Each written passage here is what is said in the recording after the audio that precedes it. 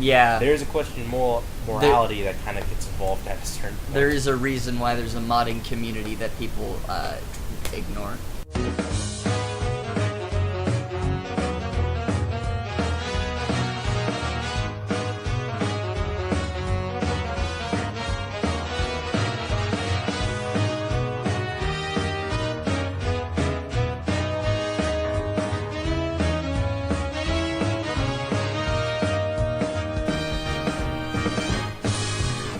Welcome to the People with People podcast, where we talk with people about people-to-people things. Today I'm joined by Garrett and myself, Zach, in case you can't recognize my voice by now. And we still don't know what we're doing 3 episodes in. Big surprise. So, fidget spinners are a thing. Yeah, I'm not entirely sure how that actually got started officially. I know it started as an idea. I guess it started with Fidget Cube in some way or another. Help through, I don't actually know all the details. It started through some form of Kickstarter, I know that much. And it was funded for reasons. It was supposed to be something to distract someone, give someone to do something they could focus on more important tasks at hand. To sort of give something to fiddle with, or fidget with in this case, so that they can actually focus on the task in front of them without, causing a huge disturbance to others around. Yeah. I personally think that YouTube, in general, need not be overrun by such childish things. However, they are cool. I'm not saying they're not cool. But I don't like when I log onto my recommended page to see about 30 videos about fidget spinners, and then maybe 10 about things I actually watch. I can see the point. I can also see, though, the fact that it does say something about the amount of YouTube views in the first place. Yeah. It does. I've heard from a coworker of mine about his discussions with his wife over whether fidget spinners are stupid enough. And honestly, if you ever see a trailer or any form of commercial, I can't imagine it being a very good idea of what it actually is. They are neat. I'm not getting you wrong about that. It's just, or me wrong. Whatever. Point is, I can't really say that there's something that's necessarily necessary, but I can at the same time see that it would be a great way of breaking a habit if you do something that, okay, like me, I sway back and forth when I'm pacing and thinking what to do. It gives me something to try to focus on. Yeah. I kind of wish I have something now so that I can focus on saying stuff.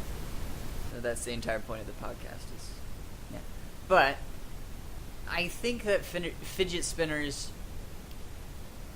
Again, I don't know why half the things on YouTube that are popular. For example, what was that popular video I saw? I'm gonna grab my phone and find it. Okay.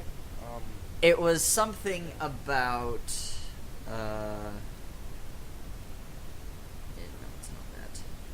It was like, oh, yeah, it was like, no, that's an ad. Never mind, I don't know what I'm talking about. But one of the popular things I saw that I didn't know why people would watch was all the VidCon things, and I don't know if those are ads or not. I didn't check long enough. Well, while we're on the topic, we might as well discuss the fact of YouTube videos as a whole, especially in the Let's Play community. Yeah. What makes you actually want to watch something like a Let's Play? It's essentially, literally just watching other people play games. Yet, at the same time, there's plenty of people who actually want to do it anyways, because of reasons. There's no good explanation for it. It's just, I guess it's to have some form of noise to cause some form of entertainment. Probably while you're doing something more productive. Yeah. Like, and maybe again, not, I guess that's what fidget spinners are for, too. I suppose. I think fidget spinner is a little more portable in most cases. Yeah. I mean, I guess you could blow through your cellular, or plug in some headphones, walk to Walmart, and watch your good old-fashioned Let's Play Minecraft. Yeah. Let's see. So the other thing is, there's a lot of talk, especially on like YouTube theorists and things like that, talking about Minecraft as a whole because they're trying to figure out what made it popular, and then they're also, the big thing that they were focusing on was why everything about Minecraft on YouTube basically disappeared from the recommended channel area when that was a thing that people used. To be honest, the whole discussion of Minecraft. Sorry for video game topics so much, but it's what I understand, so it's what I can. Yeah. And what I can say is all my personal opinion. Any disagreement is perfectly. Everyone has their own point of view, and I'm not saying that I am correct.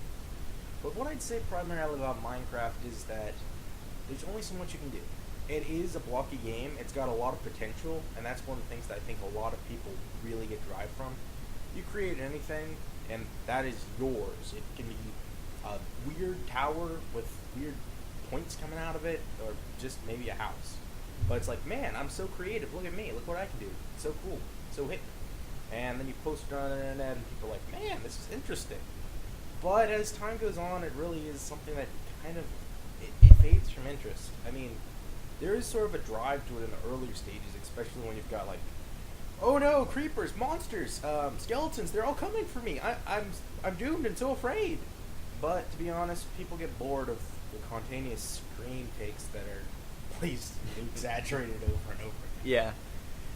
And more importantly, it's Minecraft. So after 72 days into the game, you're probably not feeling, the same level of drive as you did on day one. Yeah.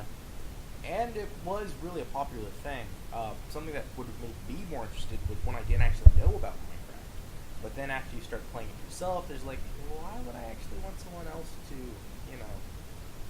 play this when I could just be creative myself? I could make stuff. Yeah. I don't know. It's not like I've watched Minecraft videos particularly. Yeah. Yeah. My opinion on Minecraft is it's a good game. It's especially it's a very open, creative game. I can see why people would watch it, sort of like the Let's Play community in general. I feel like the reason why it exists is so that people can look at a game before they buy it and see how either it's played. For example, League of Legends, not sponsored by League of Legends, but that kind of a game. Not sponsored. We don't have sponsors on this show. Yet. Okay, let me try something. But that kind of a game. Sponsor. Money. Sponsor Yeah, money. no. Money sponsored. Just give me the money. I don't care. Get me out of my work. It's okay. Whatever you want to do, it's okay. I can do a penny. Support me. Penny a year. Yeah. Sponsored. That's what Patreon's for. Not sponsored by Patreon, because that's a website and they can't really sponsor you very easily. Patreon sort of, you sponsor yourself on Patreon. Anyways, I think the reason why the Let's Play community is there, I was on that topic, right? Yeah, you're talking about Let's Play. Okay. I think the reason why it's there is so that people can sort of get an in-depth preview of games they're interested in before they pay $60 for said game. Okay, let's go a little bit more into this. You've obviously watched some Let's Play, I know this much. Have you actually watched any games in particular that you're like, man, I really want to have that, and then bought? Not yet. Well, actually, wait a second. Civilization 5. Civilization. It's been a while since I played Civilization. I don't know if I've ever truly. I played a game on my phone called Civilization Revelation. Oh yeah. Which I believe is probably similar. It's not really a great app, but it was just something that I would play and messed around with when I was younger because it was just kind of like, you know what, free game on phone. Hopefully it was free. I don't know.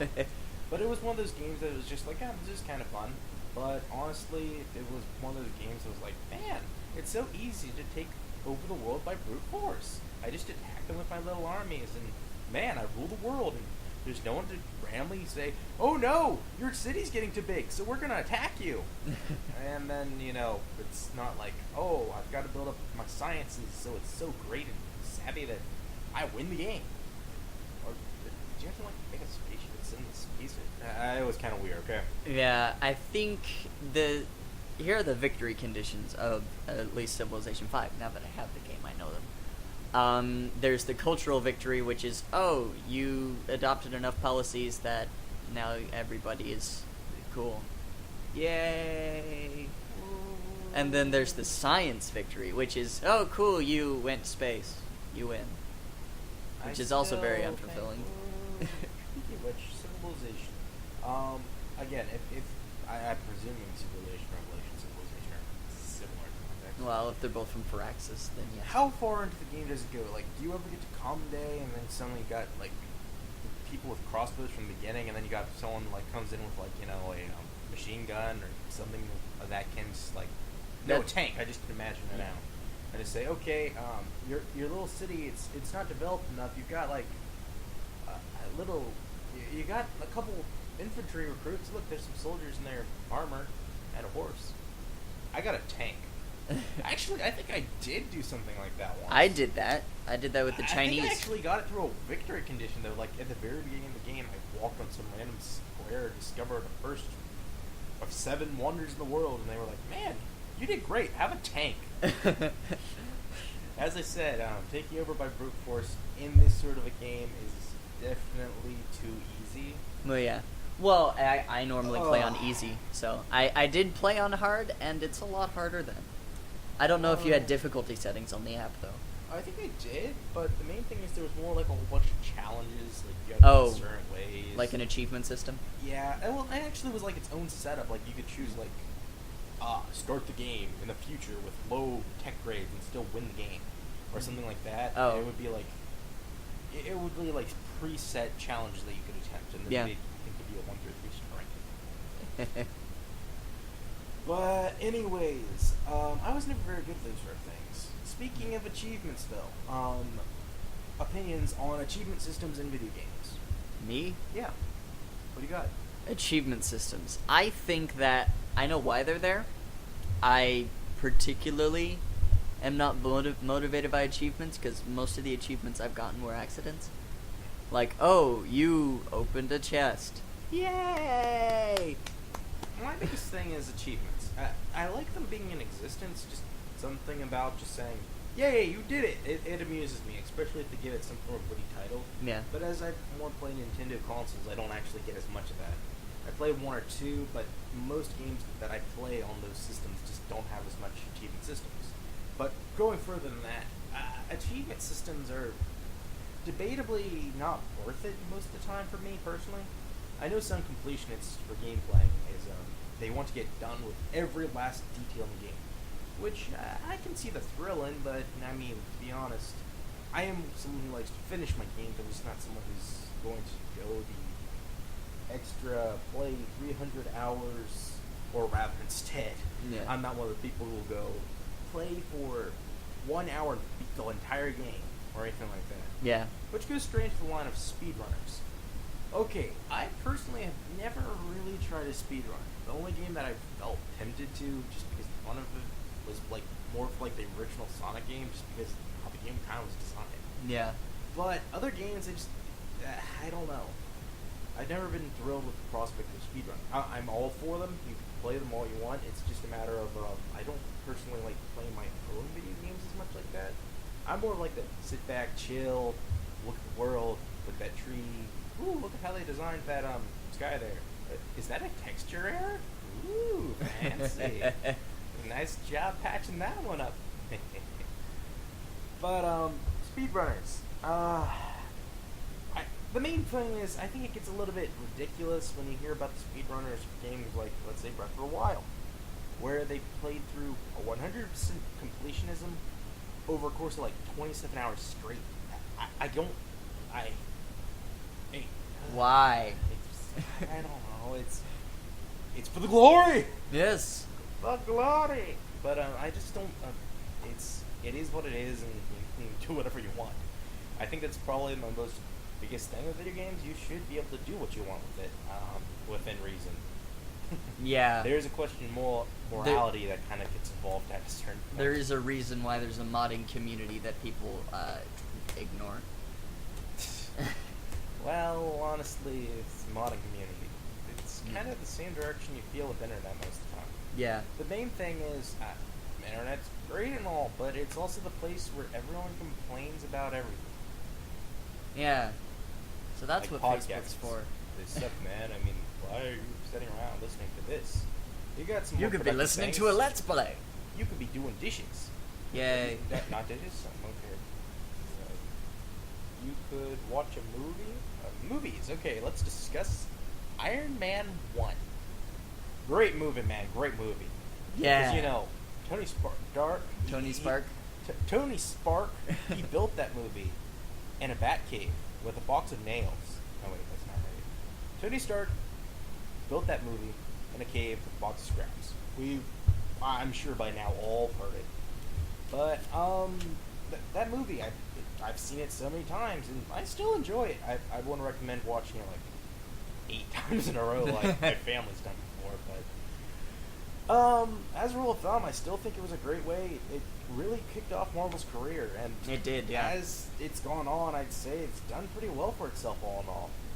Which is kind of sad that it was the one that kicked off Marvel, even though before that they had Hulk. Did they actually release the Hulk? Well, yeah, Hulk they had in there, and it's part of the current binge list for just movies, I guess so. excluding TV shows. I couldn't remember whether yeah. Hulk, which one... They had a Hulk movie back some year way before the recent years. It was Which 2008, I think. It was a thing, and if you're interested in watching it, watch it. But it was not. It's not coming highly recommended by me. No. I remember as a kid for whatever reason I liked it, but it's still just kind of I'm not sure why. But anyways, the current Hulk versus the current Hulk movie they made. Yeah. Are two very different things. Yes. Well, and they're different made the actors. Hulk movie and they changed the actor. Which, I mean, technically you could say the same thing about Rhodey, the War Machine. And now that I think about it, I wonder what they're going to do with that now that he's, paralyzed or whatever. Yeah. I don't know. But Yeah. Now I'm sure anyone out there who's, a comic book fan or, all knows into what now, comic that is a part of. Well, I'm sure they actually know Yeah. where it's going from here. Yeah. New Disney movies. So as a follow-up to Let It Go, Frozen, they made Moana, which is basically Let the It Go. Thanksgiving princess. Pick it back up. It reminded me of a Thanksgiving movie for whatever reason. I don't. Mulan. It was a semi-interesting thing to watch, but honestly, for what it was a Hawaiian movie. It was supposed to be. I've heard it described this way by, internet stuff. Internet dudes. Hawaii was very proud of this movie. It really represents their culture, and they finally have something to represent themselves with. But from my own point of view, I kind of feel like Lilo and Stitch did it better, which is kind of sad because it was released, back when, and it's still an awesome movie. Yeah. Friendly, every year. Every Okay, year. not every year, but still, I would say that it probably is something that I would be comfortable with showing to my kids and just having my kids say, "Hey, come on, let's go watch a movie 800 times." Okay. Well, at least maybe it's a not better that movie than Moana, because you don't get "You're welcome" stuck in your head from watching Lilo and Stitch. Shiny. It's so shiny. And then you start saying, "Why is this movie so recommended? This song is painful to listen to. I'm sorry." I might feel a little different if, honestly, I had some kids of my own and they were little munchkins, but I don't, and I'm not feeling it as much as I say that I know a lot of people have. Yeah. So, Moana, we've heard about it coming out for I don't know how many years. What is the next movie from Disney that they're coming out with? Do you happen to know? Well, I know they're coming out with Cars 3, Oh. but I think that's Pixar. I don't pay that much attention. I saw the Moana trailer and went, "Oh, yay. Woohoo!" I believe the next one, do you know? No. We don't know. I don't know. Star Wars. Yeah, that's it. Well, they do own everything now. Yeah.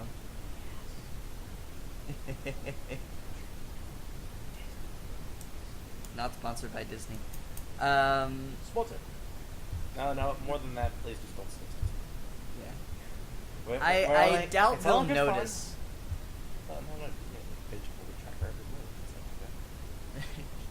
You know, we need like a backtrack. Only for selling us stuff instead of controlling our lives. This podcast needs like some background sound effects to just put in, or some background music silently playing in the background to make it feel like, oh yeah, we're totally accomplishing something. But then again, I don't really know much about podcasts, so I don't either. It's more of a thought process of just do it. You know, that was a thing. Do it. Yeah, that. That thing. I never actually understood where it originated, but I didn't either. I saw like one video about a guy saying it, and I guess that's probably who started it. But was that just a friend from work who turned it on? Shia LaBeouf? Was that the guy? I don't know. How would I know his name? You forget the fact that I said some friend of mine happened to turn on a video about some guy. Yeah, you know that guy. He could be Benedict Cumberbatch for all I know. No, so he's yeah, not that. it wasn't. So on the topic of podcasts, I forgot what I was about to say. There's something about podcasts though. Like, you know, fishing, we're going to cast some pods and see pods and just see what you can pull. Podcasting? Podcasting. What kind of pod? Oh, like shuttle pods. Wait, what were those racing pods in Star Wars? No, ski pods. Weren't they just Pod racers, yeah. like? Were they seriously just? Oh, okay. Yeah. They were just called pod racers. Did you play the Nintendo 64 pod racing game? Nintendo 64. Honestly, I am very fond of Nintendo, but honestly, I didn't grow up with N64. I grew up with PlayStation 1, PlayStation 2, and I loved them to death. But I did lack some of the N64 games that a lot of people grew up saying. It was so much of a classic. I love this game. It was great. Mario 64, remember that one? Oh! They're making another Banjo-Kazooie game, or remastering one. I don't know. Well, all the idea of N64, sorry for going back for a second, but Mario 64, they're releasing that game, Super Mario Odyssey, coming out. I heard that it's a 3D platformer, and I've been keeping up with some trailers of it, and it looks actually pretty interesting. And do understand that I own a Switch, and I'm just like, I totally support this thing. I love the idea of playing my video games on the go. More importantly, I enjoy playing my video games in the living room with the rest of my family while they're watching Netflix. I want to hang out, but guess what? I'm just not so into movies all the time, every time. Yeah. I need a little bit more. We're a little bit different every once in a while, and well, Switch does it for me. Yeah. But anyways, Switch is and the Switch Mario is very Odyssey. versatile. Yeah. He throws his hat. He becomes what he throws it at. So, I've seen him. Well, I haven't actually seen him do it, but from what I understand, he can become a T-Rex, a Goomba, a Koopa, a random pedestrian on the street. Oh, that's creepy. Yeah. I have no idea what benefit you gain from being a random pedestrian on the street other than being taller. But anyways, it seems like a generally interesting concept to me. I support the idea. Another 3D, free roam game like Legends of Breath of the Wild, I'd be all for it. Honestly, I've never been quite as much of a fan as Legend of Zelda as I have other games. No, not Legend of Zelda. I am a fan of Legend of Zelda. I'm not a fan of Mario as much as other games. Yeah. Like Legend of Zelda. Smash Bros. As a whole, and I get Fire Emblem. Yeah. That's something for a lot of my free time recently. Yeah, Fire Emblem is an interesting series. Fire Emblem. It's the game to play. Play it. But only if you're into strategy tactic games. Yeah. I don't recommend it for anyone who just likes to. And if you don't know what Fire Emblem is, if you know what Command and Conquer is, it's not really the same thing, but you'll like it if you like Command and Conquer. So honestly, at least I did. I didn't play my first Fire Emblem game actually before the 3DS gave out it as a free ambassador gift, which I totally cheated because if you want. The story of the 3DS was it went on sale as it was overpriced to a point that they couldn't really make any sales on it. probably because a lot of people were a little bit iffy about the fact that it's a Nintendo DS and then they now have 3DS graphics. It's not really its own console, which does cause you some problems. The same thing happens with Wii U. I heard lots of people think that Wii U was just a controller for the Wii. But furthermore, the Wii U just wasn't properly supported in a way that you could really advertise it to people or say, man, this is great. It had some wonderful games for local parties, but other than that, it was mostly a group console to play at home, which I did enjoy, but I'm not entirely sure it's for everyone. I understand that a lot of people these days either like playing on PlayStation, Xbox, they play games like Call of Duty or Halo online because those are the hit games to play. But honestly, that's pretty much all I see for them. Shooter games. I like shooter games, but I'm not going to play the same thing over and over again. I like variety. Which for some reason flavor in my life. For some reason, you just reminded me of Kid Icarus Uprising. Kid Icarus Uprising. Make a sequel. Another sequel. Yeah. Just a sequel. Please no aliens, though. Yeah. That I have to. I was telling Zachary and myself originally. Kid Icarus Uprising. It was a fun game. It was a game that has really good replay value, actually. Yeah. It's a game where I had a fire hand thing, and I had to get it to be infused with ice so I could freeze people with my fire, because that makes sense. But then again, I've always had a weird way of really enjoying messing with systems. If there is a game, I will learn how to break it. Well, you did that with Skyrim already. No, Skyrim's too easy for me to break, especially since I just play with PC at this point. Yeah. Console commands, just enter anything, and then you, bam, basically cheated. Yeah. Well, and yeah, I'm not proud of that cheating. You have the Bethesda button. I guess you can also break the game by just climbing up a mountain with a horse.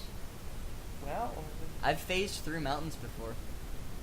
It was an accident. The general idea of the horses just don't quite play as well as a actual horse should be played, from my point of view, for Skyrim, as compared to something like, Breath of the Wild. Sorry, I'm totally for that game. In fact, I was actually playing that this morning before I came over here. I beat the main campaign, but I did so really early. I beat 2 of the beast places that you're supposed to go to. Oh yeah, those. Them. But I then went straight to Ganondorf because my mom had been watching since I set up upstairs, and she watched, and it was just like, okay, I'm starting to get bored. Do something more exciting. Like, okay. For Hyrule! And then I just kind of went for it. I was just stormed the castle, went straight to the top, fought Ganondorf. Then they put you into a boss gauntlet for any of the bosses you hadn't completed yet, which is kind of a cool feature, actually. It is, yeah. But to be honest, I still had plenty of parts from all the shrines I'd been grinding for, because, to be honest, I really want that Master Sword. Find it. I fought it actually really early. I probably found it before I went to Death Mountain, even. It was the second place I went to. Starting the game, I very easily went from after you got off the Great Plateau. Yeah. I pretty much went straight from there to the Zero Domain on accident, because you kind of get kidnapped / guided there only by the fact that a lot of people direct you to go there in that beginning section. Yeah. Because there's essentially a cutscene where the fish guy shows up and he says, "Man, the fish dude says I need you to things. save my people, please. I'm gonna meet you up at the bridge ahead." So you're gonna, yeah.